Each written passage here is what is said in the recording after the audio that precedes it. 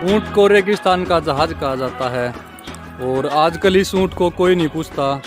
सभी के सभी जो ट्रैक्टरों के पीछे भाग रहे हैं या फिर जो मैदानी एरिया हैं हरियाणा प्रदेश में या अन्य प्रदेश है वहाँ पर भी बैलों को कोई नहीं पूछता। तो राजस्थान एक ऐसी जगह है जहाँ पर जो ऊँट को ही रखना ठीक रहेगा बैल के बजाय। तो चलें आप अपना काम करते रहें। तो जो ऊँट के पैर हैं बिल्कुल रेत में चलने लायक हैं।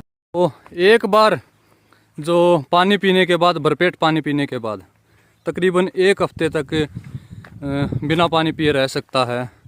तो ऐसी शारीरिक क्षमता ऊँट में देखने को मिलती है। तो यहाँ पर रामचंद्र भाई हैं जो ऊँट से जो बुआई बिजाई कर रहे थे। तो भाई साहब राम राम। राम राम। क्या नाम आपका? रामचंद्र भाई। किस चीज़ की बुआई कर रहे हो आप?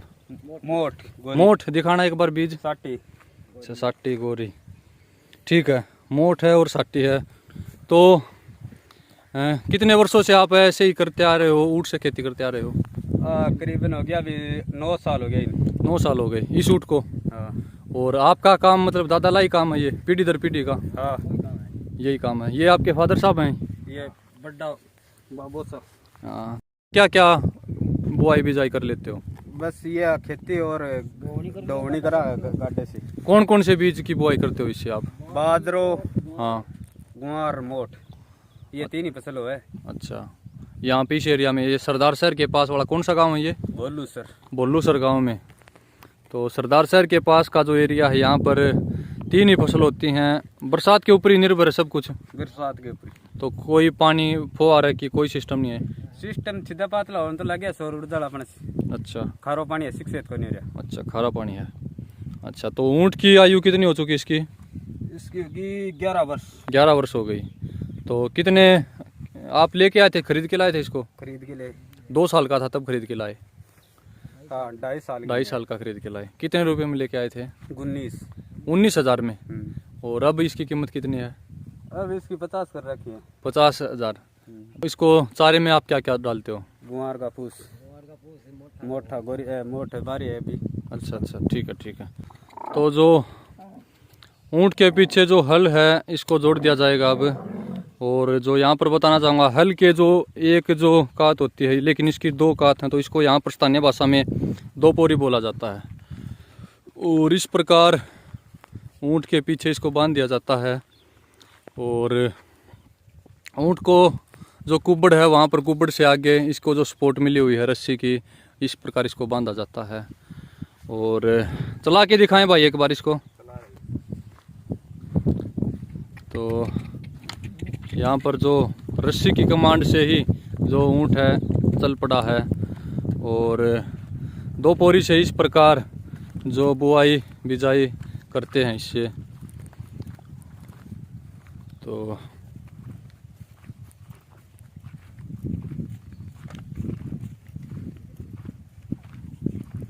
रोक लें, यहीं पे रोक लें इसको।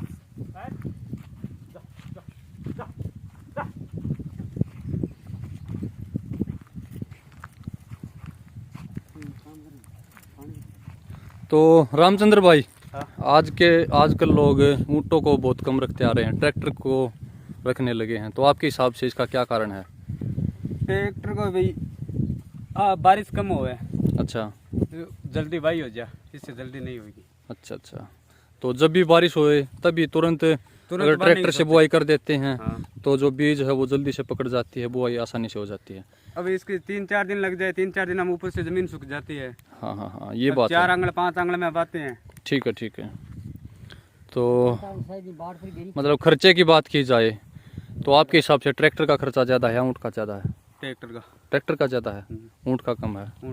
तो ऊँट में और कोई बीमारी भी आती है? क्या क्या बीमारी आती हैं? नहीं भी, कोई बीमारी नहीं है। कोई बीमारी नहीं आती, स्वस्थ रहता हमेशा। अच्छा। आपके यहाँ मतलब हर रोज इसको पानी पिलाते हो या कभी कभी पिलाते हो? ना, पानी अब रोज पिलाते हैं। अच्छा। वैसे इसकी क्षमता कितनी होती है, कितने दिन तक जीवित रह सकता है बिना पानी पिए? 7 दिन तक। ये खुला फिरता है बंजड़ में, हरा खाबो करता है 7 दिन पे, कोई दिक्कत नहीं है। नहीं मिले तो चलेगा। ठीक है। और पसीना नहीं आवा इसको। अगर खाए भी नहीं तो भी चल जाएगा 7 दिन तक? खाएगा 2 दिन या 3 दिन। 2 से 3 दिन तक बिना खाए भी रह सकता है। हाँ।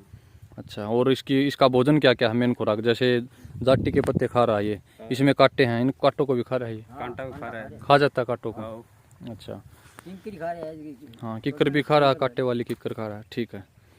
तो आपकी खुद की ज़मीन है या आप ये किराए पे कर रहे हो ये? आध नवाई है। अच्छा, आध देने भाई है जो ये ज़मीन थी। तो कितने एकड़ की बुआई की है आपने? अब तो लगभग एक बीघो है। एक ही बीघा आज सुबह से, यानी कि 2 घंटे की लगभग? 2 घंटे में 1 बीघा कर दी, ठीक है। तो कोई साथी आपसे कोई जानकारी लेना चाहे तो एक बार अपना फ़ोन नंबर बोल कर बताएं। 91 66 66 42 90 90 72। 72, ठीक है। तो यहाँ पर रामचंद्र भाई से कोई भी जानकारी ले सकते हो, ऊँट से बुआई बिजाई जो गुडाई निराई करने के लिए। तो और कौन कौन सी मशीनें हैं जैसे ऊँट से काम करने के लिए? ये तो हो गई, आपने इसको 2 पोरी बोला है। एक सिंगल होता है, एक सिंगल होता है, वो हल होता है, वो बड़ा होता है। मशीन भी होती है इनकी, जैसे ट्रैक्टर की मशीन होती है, इसी प्रकार ऊँट की भी मशीन होती है कोई बुआई की, जैसे एक ही बार में 6 पूरी या 7 पूरी हो जाए? नहीं होती, सिर्फ 2 ही होती हैं? 2 ही। अच्छा, और क्या क्या औजार हैं इसके ऊँट से खेती करने के? खेती का तो ये 2 ही है, हल और दुपोरी, और उस जिस चारे को ले जाने के लिए एक गड्ढा होता है। ठीक है, गड्ढा होता है। अच्छा, तो आप इसे चारा भी लाते ले जाते हो? अच्छा अच्छा। तो कितने क्विंटल तक खींच लेता है ये चारे को? 15 कुंटल तक। 15 क्विंटल तक रेत में से खींच लेगा? रेत में से। और पक्के के ऊपर? पक्के के ऊपर 20 कुंटल तक आराम से? आराम से, ठीक है। तो 15 से 20 क्विंटल वजन उठाने की क्षमता इस यहाँ पर ऊँट में है। इतने वजन को आसानी से लेकर चल पड़ता है गाड़ी में, बैलगाड़ी में। आपके पास और भी ऊँट है या सिर्फ एक ही है ये? एक ही है। तो ऊँटनियाँ भी रखते हैं आपके गांव में या नहीं रखते लोग? ऊँटनियाँ ही है सब। ऊँटनियाँ हैं, उन्हीं के बच्चे होते हैं, उन्हीं को तैयार कर लेते हो, ठीक है। तो आप क्या कुछ संदेश देना चाहोगे अपने राजस्थान के साथियों को ऊँट से खेती करने के बारे में? क्या कुछ कहना चाहोगे? ऊँट से खेती बढ़िया होती है, अगर समय पर फुल बारिश होएगी तो अच्छा धान होएगा, ऊँट से पानी का अच्छा धान होगा, हाँ, ठीक है। तो बीमारियों में भी कोई फर्क मिलता? ट्रैक्टर से बुआई करते हैं, एक इससे करते हैं ऊँट से, तो कोई फसल में कोई बीमारियों के चक्कर में भी सहायता मिलती है? बीमारी जी ये गोरी मोट है, उसमें पीला पीला हो जाता है। अच्छा, ट्रैक्टर से? ट्रैक्टर से। और ऊँट से नहीं होगा? ऊँट से थोड़ा ऊंडा पड़ेगा तो नहीं होगा इतना। अच्छा, नहीं होगा। तो यहाँ पर जो रामचंद्र जी कह रहे हैं कि अगर हम जैसे ट्रैक्टर से बुआई करते हैं तो जो भी फसल है उसमें पीलापन आ जाता है, और यहाँ पर यूरिया DAP तो डाला नहीं जाता, तो जो पानी के एरिया में यूरिया डाला जाता है वहाँ पर तो पीलेपन से उसको वापस हरा किया जा सकता है, लेकिन यहाँ पर यूरिया नहीं रहता। इसीलिए ऊँट से बुआई जुताई निराई गुडाई करके जो पीलेपन को दूर किया जा सकता है। अगर हम ऊँट से खेती करते हैं तो वो पीलापन नहीं रहेगा। यही बात है ना भाई? यही बात, ठीक है।